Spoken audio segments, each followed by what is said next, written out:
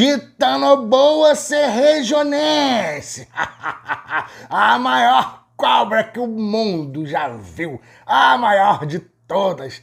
Trago para você o campeão dos campeões do peso pesado. Uma cobra que tinha mais de 1 tonelada, meu irmão. E o bicho era grande, só para tu ter uma ideia das características desse reptiliano aí. Repara só numa vértebra de uma sucuri, a nossa anaconda comparada com a Titanoboa. O bicho era grande pra caraca, não tem igual não, cara. A maior cobra de todos os tempos. E você vai aprender com ela agora. Nós vamos trabalhar o comportamento predatório dessa cobra. E também, desta vez, eu serei um dos cientistas referenciados dessa brincadeira. Isso porque eu trabalhei com comportamento predatório de serpentes boídeas de diferentes hábitats e ela era um deles, meu irmão. Caraca, todo mundo me pedindo o tempo inteiro, Henrique, fala sobre a Titanoboa, a maior cobra do mundo, peso pesado dos pesos pesados. As estimativas são sinistras. Para você ter uma ideia, a sucuri tem ali 100 quilos, cara. E a Titanoboa, pasmem, a projeção é mais de 1 tonelada. Mais de 1 tonelada. Já teve gente projetando para 1,3 toneladas. Caraca, só na rebarba ela já é do tamanho, já passa várias sucuris. Olha que doideira, cara. E isso é muito, muito, muito doido. Mas eu vou falar com muito carinho, porque, como você sabe, a minha especialidade justamente é predação. Como esse animal predava, como era a vida dela, por que foi extinta, o que será que aconteceu e quem era a Titanoboa?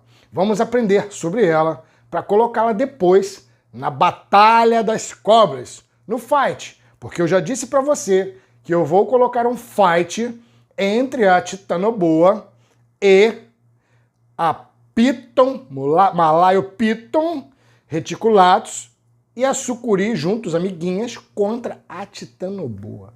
Prepare-se para aprender bastante em forma de diversão, porque você, enquanto está se divertindo, eu aqui, o biólogo Henrique, o reptiliano de Esparta, vai esfregar ciência a nível hard science de pós-graduação na tua fuça, sem que você nem perceba. E daí você vai aprender rindo. Balbúrdia! Universidade pública para todos! SUS, Fiocruz, família, Butantan, ciência! Reptilianos of Esparta! Se inscreve aqui, vem com o biólogo Henrique, bora! Spartans of Science. E a Titanoboa, cara, era o peso pesado, o Titanoboa serregionenses. Por que ela recebeu esse nome, Henrique? Titanoboa serregionenses? Explica pra gente qual foi a desse nome aí. Primeiro, porque ela foi achada no local, em Cerrejón, na Colômbia, em minas de carvão, onde se extrai carvão e lá também tem fósseis, cara. Mas não só isso, vamos contar aqui um pouquinho do período em que ela viveu. Então ela viveu entre 60 e 58 milhões de anos atrás no Paleógeno, especificamente no Paleoceno. Vamos recapitular as coisas aqui. Tu lembra lá daquela historinha do período KT, que é os 65 milhões de anos atrás, aonde os dinossauros haviam sido extintos, né? Lembra dessa historinha? Aí tem o meteoro, blá blá blá, e depois você tem a escuridão no planeta. Isso é legal, né? Dá pra fazer um vídeo aqui, vou fazer um vídeo desse no canal pra gente contar só a história do período KT. Que hoje a gente chama, né? O período KT é o clássico, Cretáceo Terciário, mas a gente costuma, mas o certo seria Cretáceo Paleógeno. Então ela existia exatamente nesse tempo, Paleógeno, veja, 60 milhões de anos atrás a 58 milhões de anos atrás, o período que ela existia. Então é um período de vacância dos dinossauros. Os dinossauros já haviam ido para o saco, a terra do pé junto, extinto. Pá! Certo? Bom, mais ou menos certo, visto que um grupo muito especial de dinossauros sobreviveu, que são os dinossauros aviários. Estes dinossauros sobreviveram e estão aí, são vertebrados de excelente sucesso adaptativo, tá bom? Então, sim, aves são dinossauros. Então, é incorreto dizer que os dinossauros foram extintos. Você pode dizer que os dinossauros que não são aves foram extintos, mas as aves existem e são um dos grupos de grande sucesso evolutivo dentre os vertebrados. Mas é interessante porque naquele período onde a titanoboa existia, haviam algumas transformações da natureza. Dentre elas, você tinha, assim, o grande desenvolvimento das florestas neotropicais, sendo que aonde existia a titanoboa foi a primeira floresta neotropical aparecendo, ou seja, as angiospermas estavam começando a dominar o mundo com... porque as angiospermas, cara, elas têm um plano assim que a gente fala dentro do decorrer evolutivo fabuloso. E o que seria esse plano, Henrique, tão fabuloso que fez com que as angiospermas se desenvolvessem pelo planeta inteiro? Vamos lá. Primeiro, é válido lembrar que a gente pode falar que as plantas anteriores às angiospermas, que eram dominantes, as chamadas gimnosperma. Então, gimno quer dizer nu, e esperma quer dizer semente. Então, semente nua, ou seja, não tem um fruto envolvendo essa semente. Você deve de lembrar aí entre os pinheiros e coníferas, não é? Elas possuem... Aqui no Brasil tem a araucária, cara. Ela não tem um fruto envolvendo aquela semente. E diga-se de passagem, que semente maravilhosa. Quem é de Friburgo, aqui do Rio de Janeiro, sabe muito bem. E estes são o que a gente chama de gimnosperma. Sabe, aqueles pinheirinhos que você vê classicamente nos filmes de dinossauro. Elas eram dominantes no período passado. Muito interessante, né? E gimnosperma, semente nua. Então, quando a tua mãe contou a história, que tu perguntou: mamãe, como é que eu nasci? O papai colocou uma sementinha na mamãe. Viu de onde vem o nome esperma? Eu não aguento. E gimno quer dizer nua. Depois aparece aí a planta que a gente chama de angiosperma. A angiosperma é aquela que tem uma semente envolvida por uma urna. É uma semente que tem um fruto para você comer, um fruto para comer um fruto. As árvores que têm frutos são muito adaptadas a lidar com a dispersão das suas sementes pelos animais, ou seja, o macaquinho vai lá e pega uma frutinha e leva para longe, come lá longe, depois ele joga a semente fora, ou o passarinho que come uma goiabinha, se empanturra de goiaba, voa para longe e dá aquela barrigada e junto vem a sementinha que cai com adubo e tudo se desenvolve. Então, o aparecimento das angiospermas foi um salto evolutivo muito grande. Por quê? Cara, elas tinham flores. E as flores, em maioria, são polinizadas por insetos. Então, veja bem, quando você cheira uma flor, você está cheirando o órgão sexual de alguém. E é cheiroso, cara. Claro, você tem plantas que tem, os dois são hermafroditas, são outras que não são, dependendo da flor, ela tem os dois sexos ali, tal, mas tem plantas que tem a flor macho e a flor fêmea. Mas não importa, o importa é que o pólen, aonde vai ter o gameta masculino, precisa chegar até onde tem o gameta feminino na outra flor. E para isso, elas fazem o quê? Se utilizam de insetos que vão polinizar, tá? Claro que existem outros elementos que podem fazer a polinização, mas no caso das angiospermas, elas tinham flores e olha que adaptação interessante, o pólen podia ser levado por um outro agente. E elas começaram a dominar o mundo. E justamente neste período aí da titanoboa, já viajei demais, elas estavam Estamos aí, hein? Estamos aparecendo, bora. Começaram. Lembra? Imagina aqui, imagina comigo, eu adoro imaginar. Eu queria ter uma máquina do tempo para falar sobre isso. Mas você teria um período onde você tem uma vacância, você já está vazio. Os dinossauros, eles não existem mais. As coisas estão se modificando, plantas estão aparecendo. Floresta neotropical está aparecendo ali onde existiam as titanoboas. Pequenos mamíferos estão começando a se irradiar para formar as espécies que originarão as espécies que nós temos hoje. Você tem as aves do terror, cara. As aves que começaram a ocupar espaços deixados vagos para dinossauros predadores, né? As aves do terror, cara. Elas eram grandes, enormes. Tem vídeo aqui no canal sobre elas. Mas e aí, cara? E aí, naquele período de 60 a 58 milhões de anos atrás, você tinha o aparecimento do maior animal do planeta terrestre, que era a titanoboa, exatamente isso, uma cobra, meu irmão. Você tá achando que os nossos lepidossauros aí, que correspondem aos tuataras, lagartos, anfisbênios e serpentes, eles estão de bobeira, É válido lembrar, meu irmão, que os mosassaurídeos também são lepidossauros, pelo menos eram. E os bichos eram grandes pra danar, meu irmão. Predadores dos oceanos. Cara, é muito legal, eu me arrepio de falar isso, eu adoro falar sobre ciência. Putz, se você também não gosta, bota aqui embaixo, cara. Fala, não é legal quando a gente aprende em forma de diversão? E ciência boa, ciência pesada, ciência legal, cara. Então vamos lá. Continuando sobre a nossa querida titanoboa. Veja bem, uma cobra gigantesca. Olha de novo a vértebra de uma sucuri e da titanoboa. Se você pegar o meu vídeo lá do combate da sucuri anaconda, eu gosto de chamar de anaconda, porque eu gosto de dar nome para os bichos ficarem famosos, para a gente, isso mesmo, é anaconda. E aí o que acontece com a nossa anaconda? Olha a vértebra dela, comparada com uma vértebra de uma titanoboa. Se você já imagina que uma anaconda é grande, e como eu falo lá no meu vídeo, eu considero a anaconda como a maior serpente do mundo, porque, galera, são várias coisas aí.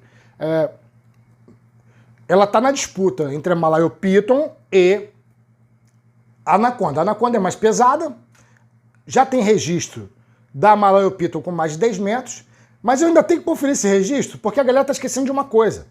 Dentro da zoologia, isso eu tenho que deixar bem claro, como zoólogo, porque eu sou zoólogo, posso falar com propriedade, a medição é rostro cloacal, não é rostro cauda, entende? Você vai dar o tamanho, é rostro cloacal. A cauda, senão daqui a pouco tu vai estar roubando aí, vai pegar um bichinho que tem uma cauda gigantesca, o bicho é muito maior. Então são dois padrões de medida. Eu tenho que dar uma olhada melhor como é que foi essa medida aí. Mas eu ainda boto como empate técnico a anaconda e a piton, tá bom? Mesmo assim, compara o tamanho das vértebras da anaconda e compara o tamanho das vértebras da vértebra de uma titanoboa, que recebe esse nome, titanoboa, de ser região titano, a titã, algo titânico, enorme, boa, porque ela era um boide. E o que é um boide? O boide é uma serpente que é da família boide, ou seja, ela era parente da atual sucuri, da Eunectes murinus, né, que é a sucuri verde,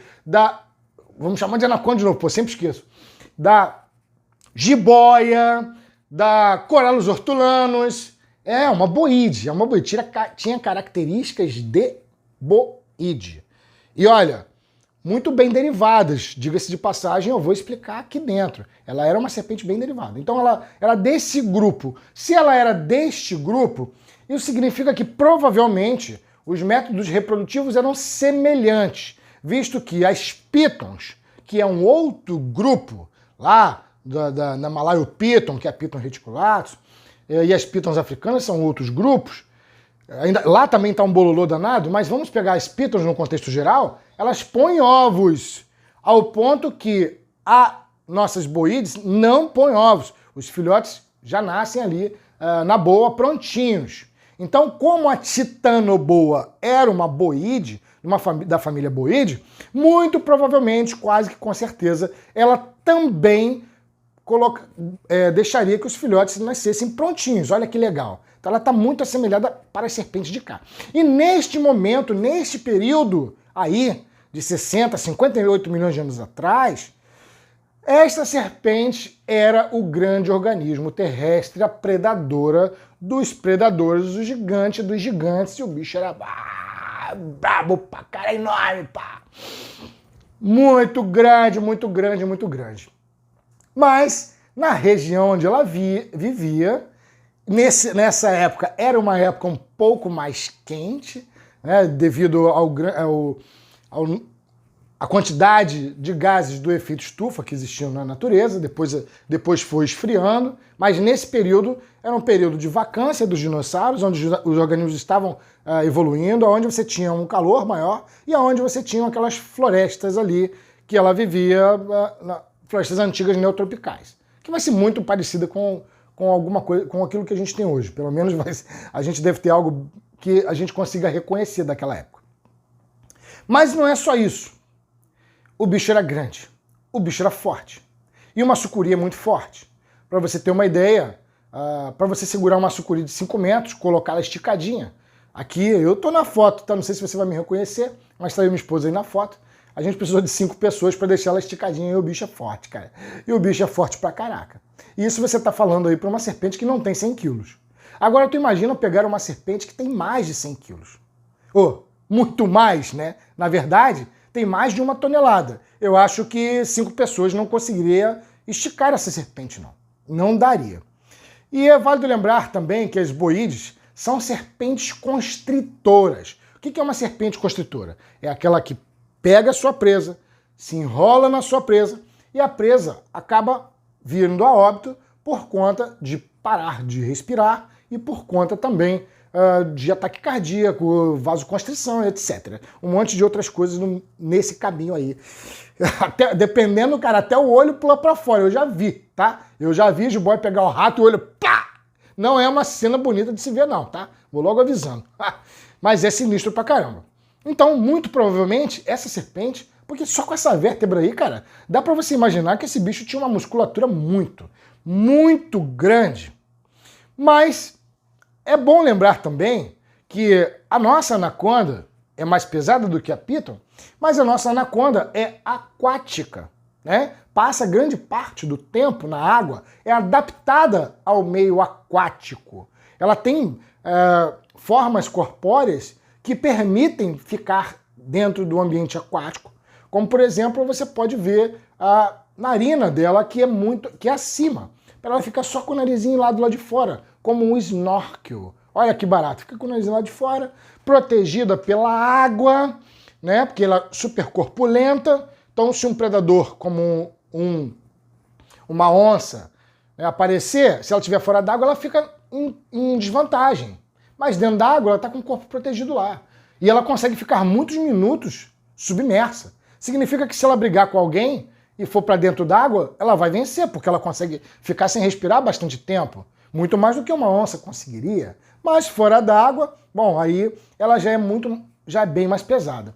Então, Henrique, você como zoólogo, como você avaliaria o comportamento desta titanoboa? Olha, eu acho que seria algo do tipo a necessidade da água. Tudo bem, eu entendo que serpentes como a piton, por exemplo, são grandes, e vivem fora da água e têm uma musculatura forte, é uma serpente forte, pode predar inclusive seres humanos, como já foi registrado.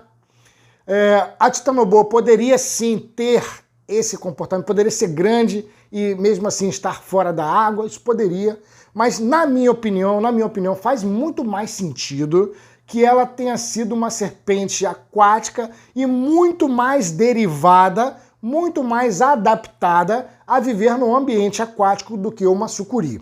Visto que, apesar da sucuri ter as características de uma serpente aquática, ou seja, ela tem adaptações para estar no meio aquático, isso não significa que ela passe 100% do tempo na água, tá? É bom frisar isso. Mas a titanoboa, mas ela afunda, né? Não só nada por cima, não é só uma boa nadadora. Ela afunda, ela tem adaptações perfeito para viver dentro d'água. Mas a sucuri, ela se alimenta de quê? Ela vai se alimentar de mamíferos que vão bebericar na beira da água e que ela se aproveita para trazê-los para dentro da água e afogá-los, lembra? Vai lá naquele meu vídeo de Piton versus sucuri, que você vai entender exatamente como a sucuri preda.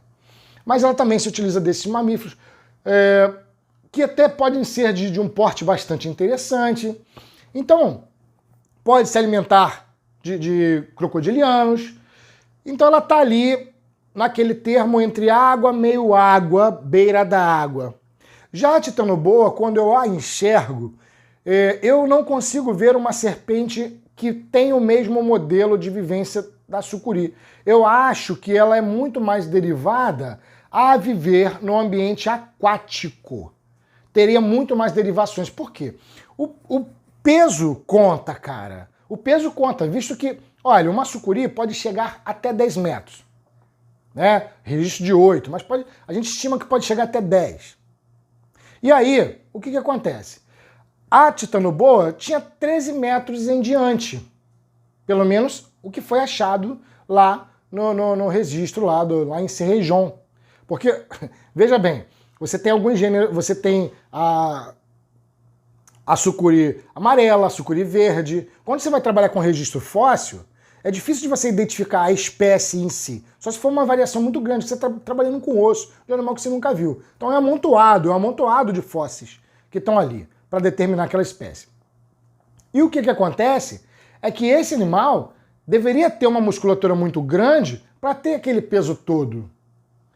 Para viver na Terra, seria um gasto energético grande. Para viver na água, bom, seria um pouco mais prudente, né? Seria um pouco mais razoável, visto que o próprio peso dela seria sustentado pelo ambiente aquático. É o caso, por exemplo, das baleias. Se você pega uma baleia e coloca em terra, o bicho morre, ele vai morrer sufocado com o próprio peso, vai sufocar aí os pulmões. Olha que interessante. Talvez isso seja delimitante para a titanoboa. Talvez a titanoboa tenha sido especificamente mais aquática, ou seja, mais derivada do que a sucuri, nesse termo, mais adaptada. Além disso, parece que o crânio dela foi achado, e tem publicações para saírem aí, que o crânio dela se assemelha mais ao formato da dentição para serpentes que são comedoras de peixe, né? Com uma adaptação aonde você se utiliza de comer peixe. Seria mais plausível por conta da formação dos dentes. Bom, isso explica muita coisa. E quando a gente está falando de peixe, cara, é válido lembrar que o pirarucu, Arapaíma gigas, é resultado aí dessa evolução. Inclusive deveria ter algo naquele período. E aí é muito mais fácil da gente entender a possibilidade da existência de uma cobra tão grande, se utilizando da própria água para manter o seu peso, de uma alimentação onde você tenha peixe, não que ela não pudesse comer crocodilianos, assim como a sucuri faz. Até porque, cara, na boa, por esta vértebra aí, eu acredito que esse animal tinha sim um grande poder de força, uma musculatura incrível até para se manter.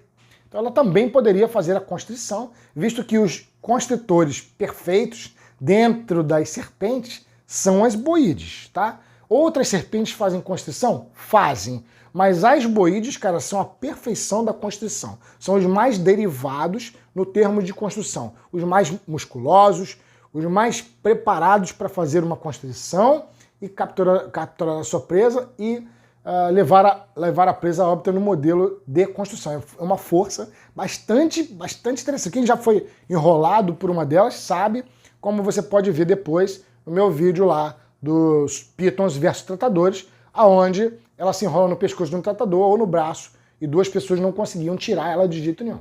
Então ela poderia sim ter um poder de constrição fabuloso, tá? Poderia deixar sim os crocodilianos no chinelo, poderia se alimentar deles, mas poderia estar muito derivada ao ponto de ser uma predadora de peixes de grande porte. Você sabe, por exemplo, que na bacia amazônica você tem peixes muito grandes, cara. Você tem o pacu, tambaqui, você tem o pirarucu, pirarara, que são bagres gigantes. Ela poderia estar especializada nisso, é possível sim.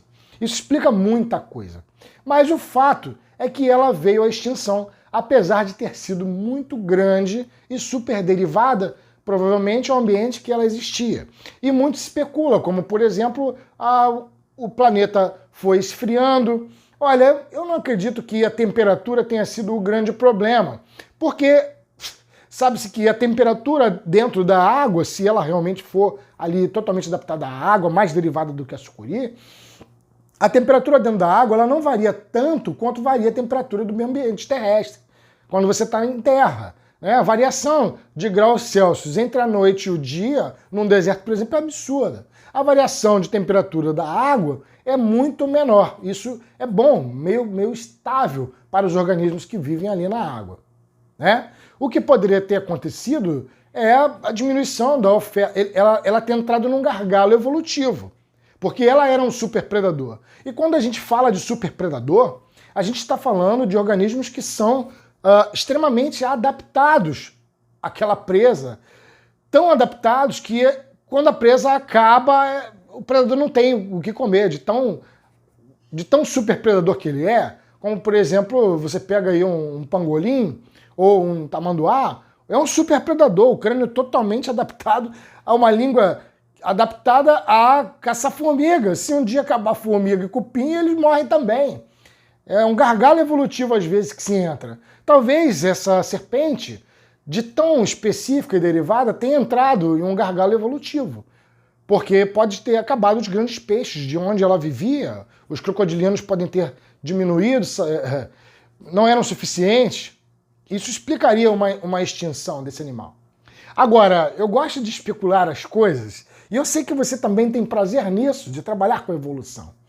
Vamos pensar aqui, e se elas estivessem em contato com o mar? E se elas ficassem em grandes lagos muito próximos ao mar? Visto que o Amazonas era muito diferente do que é hoje. Você tinha um rio diferenciado ali. E se elas tivessem um contato com o mar? Se elas tivessem a oportunidade de estar entre o mar e os rios? Será que essas serpentes poderiam ter evoluído para ocupar nichos ecológicos de baleias? Olha que interessante. Porra, se ela tinha essa adaptação toda para viver na água, por que não ocupar lugar de baleias? Ou melhor, ocupar lugar de tubarões. Porque aí você teria que ter uma serpente com uma boca para catar micro-organismos, como uma baleia, organismos bem pequenos, desculpa, ou uma serpente caçadora como alguém que caça como um tubarão, grandes peixes marinhos. Você tá achando que isso não é possível, não? E os mosassaurídeos, cara? Hein? Eles não eram predadores de excelência marinhos? Por que não poderia acontecer isso na evolução? Claro que poderia, por que não? Isso é uma brincadeira, eu sei que a evolução é uma ciência que estuda o passado. Mas é válido lembrar que serpentes marinhas existem. Só que elas não ficaram de grande tamanho, elas se utilizam dessa peçonha para se alimentar. Mas uma serpente não peçonhenta poderia ter evoluído para viver no ambiente marinho. Isso estaria relacionado aí à capacidade que o rim teria de processar o sal e etc, para que ela pudesse manter a sua homeostase. Por que não brincar de pensar nisso? Afinal de contas, a galera estava se irradiando rapidamente naquele momento, no período de vacância dos dinossauros. Bom, então, para finalizar aqui, a titanoboa era um animal gigantesco, espetacular. E pelo seu tamanho, ela sim poderia ser uma serpente predadora de homens, visto que nem a sucuri e nem a Malayo Piton são predadores de homens, apesar de que haver registro de pitons colocando pessoas no cardápio, mas foi uma coisa esporádica. Uma titanoboa poderia sim, e não é só isso, mataria um ser humano bem facilmente, porque o bicho era forte, cara, era forte, e no ambiente dela, que seria mais próximo à água. Muito legal, né, cara? Muito legal. Bom, espero que você tenha gostado do vídeo aqui, porque eu me empolgo muito falando, mas é válido lembrar que eu sou especialista justamente em boídeos. E não estou falando groselha para você aqui. Além disso, quando você trabalha com registro fóssil, muita coisa é a comparação entre o que é atual e o que é o passado. Então, muitas especulações vão aparecer. Isso tudo que eu estou falando, uma hora ou outra, algum outro cientista da área da paleontologia pode pensar equivalente ou diferente de mim e analisar e publicar isso cientificamente, se ele tiver melhores equipamentos, como a projeção dos ossos, a inserção da musculatura nos ossos, a dentição para mostrar e etc., pode determinar com muito mais precisão do que seria. Mas eu estou aqui especulando e eu acho muito delicioso esse assunto. Então eu espero que você tenha gostado, eu acho que isso já merecia inscrição e eu gostaria de pedir a sua colaboração compartilhando o vídeo desse canal, porque a gente está quase chegando a 100 mil inscritos e eu acho que, poxa, estamos conseguindo fazer uma balbúrdia boa para passar um conteúdo científico da maneira mais simples possível. O meu objetivo aqui é justamente passar conhecimento científico para quem não sabe ler nem escrever. Eu conheço pessoas que fazem isso bem, como, por exemplo, o próprio Haroldo Bauer faz isso, Filhos do Sertão faz isso, Comédia Selvagem faz isso, o Richard faz isso. Você pega o Haroldo Bauer, por exemplo, cara, ele não explica nada errado. Ele explica na linguagem das pessoas. E eu particularmente, eu invejo isso. Eu queria chegar a esse nível, mas eu acho que eu não consigo, porque as minhas amarras à Torre de Marfim da academia ainda são grandes. A verborragia ainda é grande. Mas o meu sonho um dia, é ser um divulgador científico para quem não sabe ler nem escrever. Esse é o meu sonho. Por isso eu trago para vocês, finalizando, a nossa grande Mega Ultra Power Master Blaster Full Pistola Titanoboa, a maior serpente de todos os tempos. Essa é a balbúrdia, meu irmão! Essa aí, cara, essa aí! Titanoboa, meu irmão! Titanoboa! E a gente vai botar ela no combate das cobras aqui dos reptilianos! Os reptilianos espartanos que vão pra arena! Quem será que vai vencer na batalha da Titanoboa versus Sucuri mais Malayo Piton? Quem será? Já bota aqui, quem você acha que vai vencer nessa batalha? Campeã, eu trouxe uma Titanoboa!